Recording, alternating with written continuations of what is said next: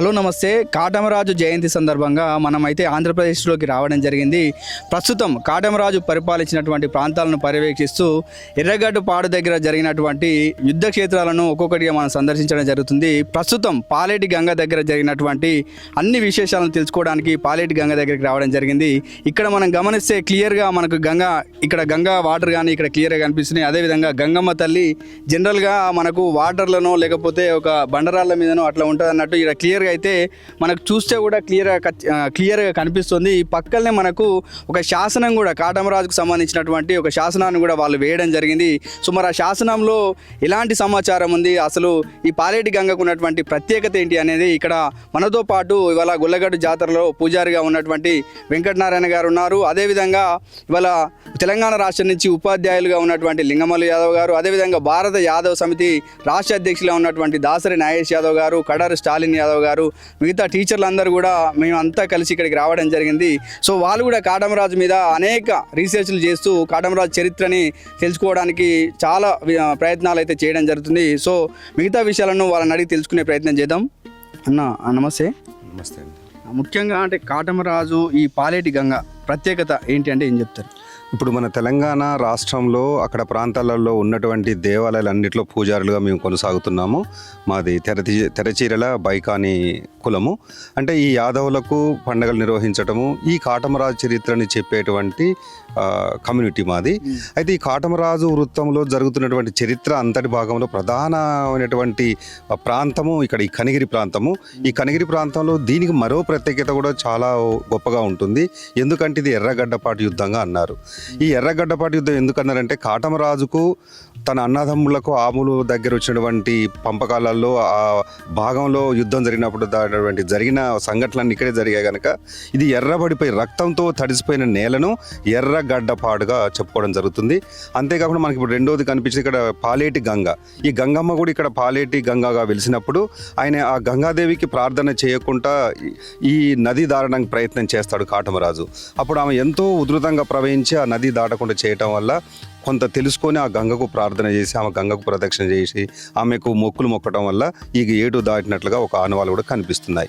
దాని పక్కనే మనకి ఇక్కడ ఒక గంగమ్మ చిత్రం కూడా కనిపిస్తుంది. ఆమె వెలిసినటువంటి విగ్రహాన్ని కూడా చూపిస్తారు. ఈ చరిత్రకు సంబంధించిన శాసనాలు కూడా అందులో రాసిపెట్టున్నాయి. అంటే ఆ రోజు ఇక్కడ జరిగిన సంఘటనలు మొత్తం ఆ శాసనంలో ఉన్నట్లు మనకు ఆనవాళ్ళు కూడా తెలుస్తున్నాయి.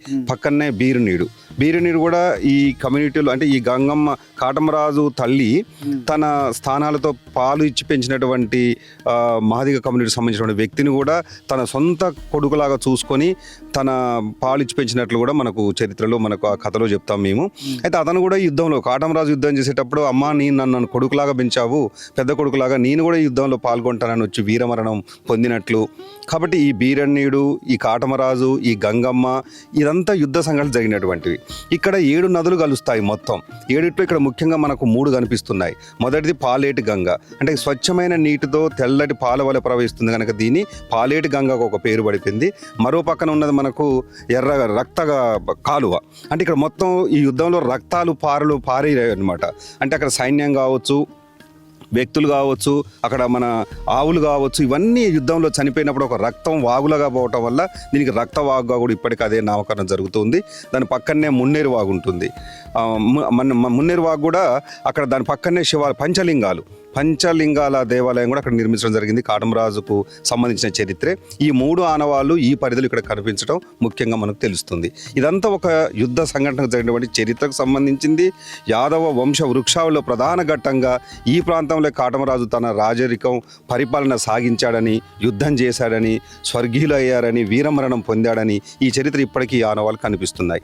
ఈ చరిత్రనంతా మా తాత ముత్తాతలు తాళపత్రాల్లో చదివి నేర్చుకొని ఇప్పటికీ ఈ చరిత్ర అంతా అక్కడ యాదవులకు వివిధ రూపాలలో, పండగల రూపాలలో, జాతర రూపాల్లో వివరించేటువంటి చరిత్ర నాకు తెలిసిన కొంచెం అనుభవాన్ని మీతో షేర్ చేసుకున్నాను.